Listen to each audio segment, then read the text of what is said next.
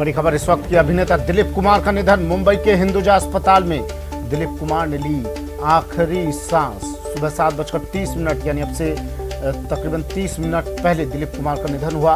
98 साल की उम्र में दिलीप कुमार का निधन। पिछले काफ़ी समय से, लंबे समय से अस्पताल में भर्ती थे, बीमार चल रहे थे और बीच में भी कई बार दिलीप कुमार को अस्पताल भर्ती करवाया गया। उसके बाद कई बार अफवाहें भी फैली, लेकिन दिलीप कुमार स्वस्थ होकर घर लौटे। लेकिन इस बार भी उनके चाहने वालों को, उनके प्रशंसकों को उम्मीद थी कि दिलीप कुमार फिर से हर बार की तरह घर लौटेंगे। लेकिन आज 7:30 पर, ठीक 30 मिनट पहले दिलीप कुमार का निधन। अमित रॉय मेरे सहयोगी मुंबई से हमारे साथ फोनलाइन पर जुड़ गए हैं। अमित, क्या जानकारी? देखिए, 7:30 बजे जो है निधन दिलीप कुमार का हुआ है। पिछले 8 दिनों से मुंबई के हिंदुजा अस्पताल में एडमिट थे। 98 साल की उम्र थी, उन्हें सांस लेने में तकलीफ थी।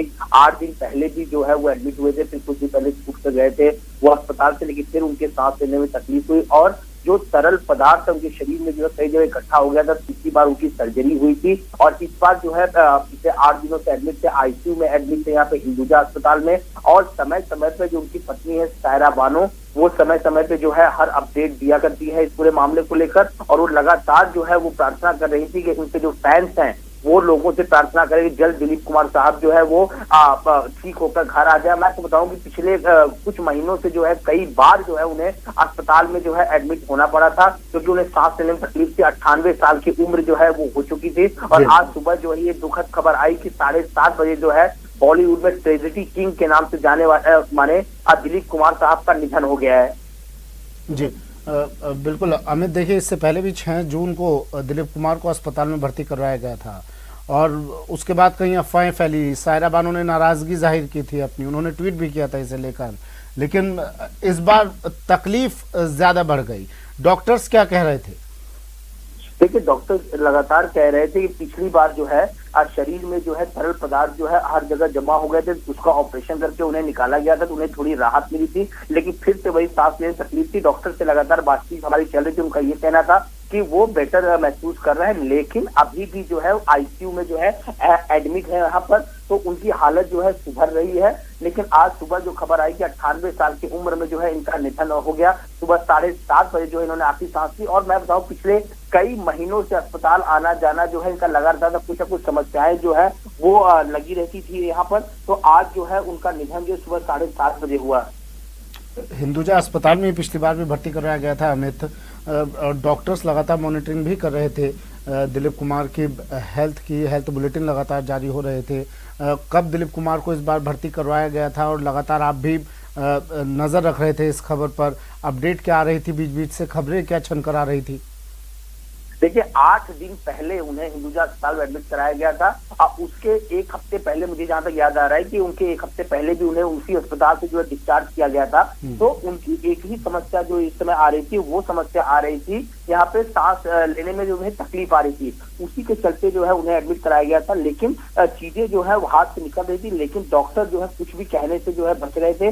डॉक्टर का ये कहना था कि स्थिति जो है वो ठीक हो रही है यहाँ पर, क्योंकि उन्हें अस्पताल में जो एडमिट कराया गया है और जो 3 से 4 डॉक्टर की जो टीम थी, वो टीम जो है लगातार उनका चेकअप कर रही थी। सायरा बानो भी जो है ट्विटर के जरिए जो है अपील कर रही थी कि उनके जो फैंस से चाहने वाले हैं वो उनके ठीक होने की जो है कामना करें, प्रार्थना करें।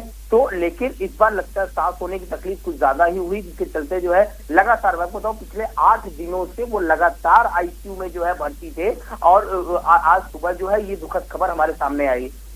अब कौन कौन लोग पहुंच गए हैं अस्पताल के बाहर? हलचलें बढ़ गई होंगी।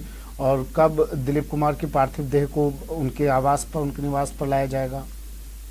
देखिए, जो बताया जा रहा है कि उनका अंतिम संस्कार जो है मुंबई के सैंटा क्रूज जो कब्रिस्तान है उसमें आज ही किया जाएगा। क्यों? क्योंकि कोविड का दौर चल रहा है और डेड बॉडी जो है इससे ज्यादा जो है रखी नहीं जा सकती है, क्योंकि जो नियम यहाँ बनाया गया है कि 50 आदमी ही जा सकते हैं यहाँ पर फ्यूनरल में, जिस तरह से कोविड का सिचुएशन है। तो अस्पताल में जैसे ही खबरें यहाँ पर आई, उनके फैंस जो है काफी निराश हो गए। दिलीप कुमार ने जो है एक से बढ़कर एक फिल्में की यहाँ पर और अपना एक मुकाम हासिल किया। और आज जो है इनकी मृत्यु के बाद इनके फैंस काफी निराश हो गए, क्योंकि अभी कुछ देर पहले ये खबर आई है, 7:30 बजे यानी आधा घंटा पहले ही जो है इन्होंने आखिरी सांस ली है। तो लोगों में अभी ये खबर पहुंच रही है मीडिया के माध्यम से, सोशल मीडिया के माध्यम से। तो अभी कुछ देर में जो है जो स्टार्स है उनका आना जाना लगा रहेगा। लेकिन कोविड के दौर के चलते जो है कई लोग जो है नहीं भी पहुंच पाए क्योंकि अनुमति नहीं मिल पा रही है। जी, उनके परिवार से अमित कौन कौन लोग वहां पर मौजूद हैं इस वक्त, अगर आप वहां की शब्दों के जरिए वहां की तस्वीर आप बयां कर सकें, कौन कौन लोग उनके परिवार से, क्योंकि देखिए रिश्तेदारों को या फिर दोस्तों को, और दिलीप कुमार तो ऐसी शख्सियत है जिनके बारे में बताने का कोई मतलब नहीं है, पूरा देश उनके प्रशंसकों से भरा हुआ है। अब धीरे धीरे वहां पर जमावड़ा लगना शुरू हो जाएगा, लेकिन उनके नजदीकी लोगों की अगर बात करें, उनके परिवार के लोगों की बात करें, कौन कौन लोग इस वक्त वहां पर आपको नजर आ रहे हैं? देखिए, उनकी पत्नी सायरा बानो जो है वो मौजूद है यहाँ पर, क्योंकि शुरू से ही वह अस्पताल मौजूद है, और उनके परिवार के कुछ एक सदस्य भी मौजूद है, लेकिन सारे लोग अस्पताल के अंदर, तो अभी तक जानकारी ये नहीं मिल पा रही है कि कौन कौन मौजूद है, लेकिन ये है कि उनकी पत्नी सायरा बानो और उनके परिवार के 1 या 2 सदस्य जो है वो भी वहाँ मौजूद है। अच्छा अमित, ये भी बताइए, कोविड की बात कर रहे थे आप अभी, कोविड गाइडलाइन को ध्यान में रखते हुए अब किस तरह से पूरा आगे का कार्यक्रम रहेगा अंतिम क्रिया होने तक का? देखिए, जो खबरें अभी तक सामने आ रही है कि शाम को ही सेंटा क्रूज के कब्रिस्तान में जो है इनका अंतिम संस्कार होगा, क्योंकि अभी ये तुरंत की खबर है, तो अभी शख्सियत को हमेशा मिस किया जाएगा। अपने आप में एक बहुत बड़े एक्टिंग के इंस्टीट्यूशन थे, बहुत सारे अगली पीढ़ी के लोगों ने उनसे बहुत कुछ सीखा है, और मुझे लगता है कि ये कमी जो है कभी भी पूरी नहीं हो पाएगी, और हमेशा हमेशा पूरा बॉलीवुड और देश और उनके चाहने वाले उन्हें मिस करेंगे।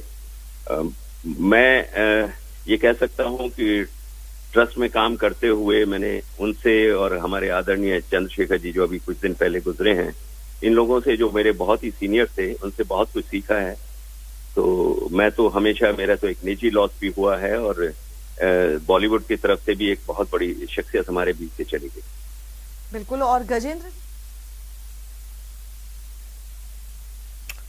गजेंद्र चौहान फिल्म अभिनेता हमारे साथ जुड़कर अपनी भावनाएं व्यक्त कर रहे थे, आप शब्दों के जरिए बता रहे थे किस तरह का उनका जुड़ाव दिलीप कुमार के साथ रहा था, कब उनकी मुलाकात हुई थी और क्या क्या बातें हुई थी। आज पूरा बॉलीवुड शोक में है।